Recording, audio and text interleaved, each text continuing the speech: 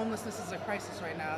Right now, New York City is most people are homeless. DanielleStory is just one of the many New York residents facing the rise in homelessness over the past few years.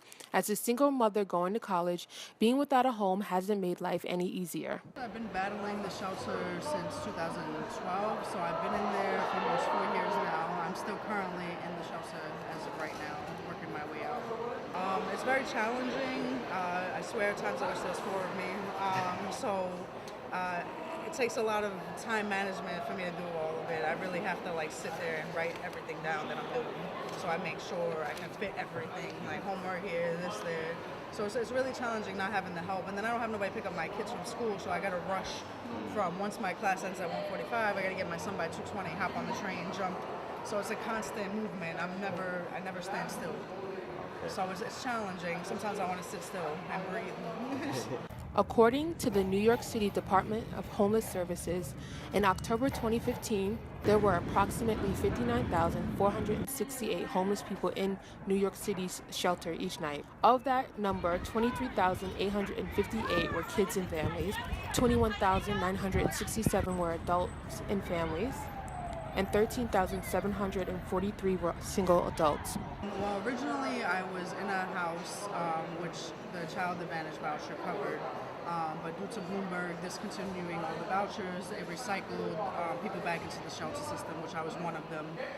So that's how I came across being evicted, because the voucher was no longer paying the landlord for me and my children to stay where we were at. While doing most of the work trying to find her family a way out, she says the shelter system wasn't much help. I'm not very satisfied with the staff, obviously, because they're not doing anything to get me out of there. Though I am doing footwork myself, they're not meeting me in the way I need them to meet me. And what the shelter could be doing, knowing with a housing specialist, they're supposed to help you look for affordable housing. They're supposed to let you know about, you can get into this apartment. So basically, I feel like they need to do what the title says. Housing specialist, I looked it up.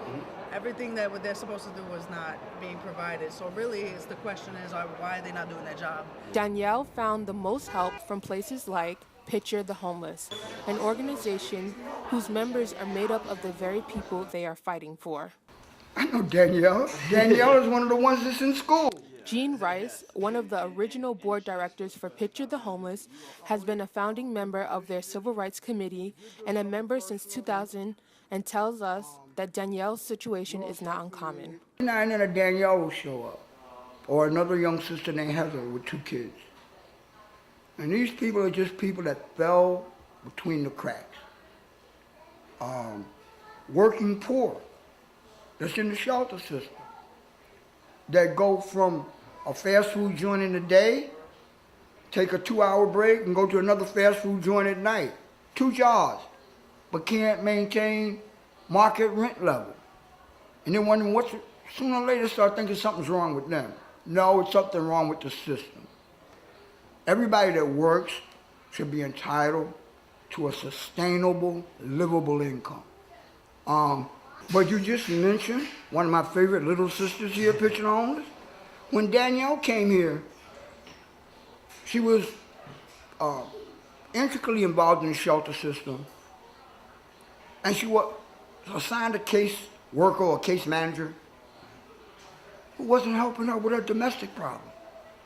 She's got 2 kids, and she's struggling with further education. She's trying to get back into the mainstream and pull her life together, but she's destabilized, and the shelter system wasn't helping her stabilize her life. Decades have been playing catch-up. We've never, here or anywhere else in the country, actually put the resources in to get ahead of the problem. Mayor de Blasio launched an initiative to combat the city's homeless population. Homestat will conduct quarterly nighttime counts of the homeless population to receive better accuracy as to how many people are on the streets of the city. So far, Jean says, Picture the Homeless hasn't seen the results. Right now, we're checking the figures that de Blasio is giving out about how many people he moved from shelter to permanent housing. Because when we do our outreach, we ain't meeting none of them people that got moved from the shelter system to permanent housing.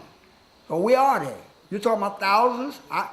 When I'm not here volunteering, I'm picking up cans around Grand Central Station. I'm soliciting the public with a sign up that says, homeless, unemployed machinist needs work. And the public, sometimes they ain't got no job, they give me money.